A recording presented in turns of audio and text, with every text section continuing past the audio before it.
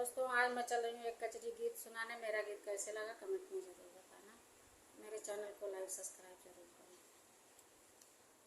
सैया ले बैग बीचे हरवा हमसे करे बनवाना।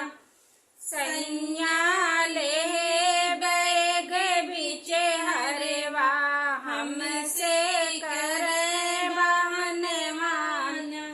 पूड़ी मिठाई के जेवन परोसो, पूड़ी मिठाई के जेवन परोसो।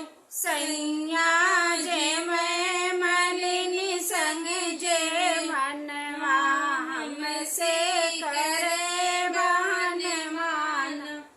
सैया ले बैग बीचे हरवा हमसे करे बनवाना। झझरी गेड़ुआ गंगा जल पानी, झझरी गेड़ुआ गंगा जल पानी। सैया घूटे मलिनी संग गेहुआ हमसे करे बनवाना।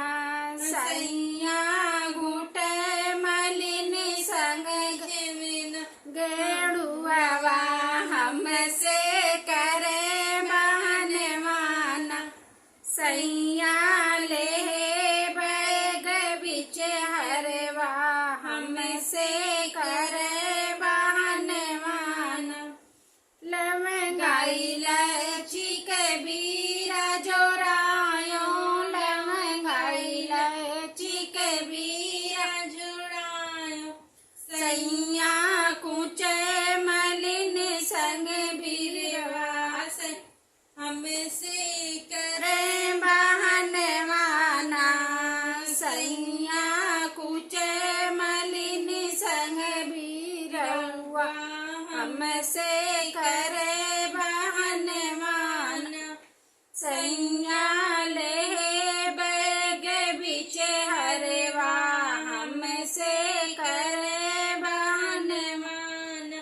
फूल हजारी कैसे जल गायो, फूल हजारी कैसे जल गायो।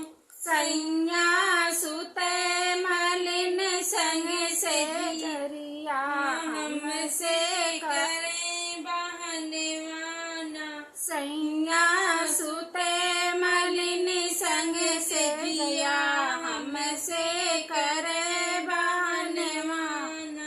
सैया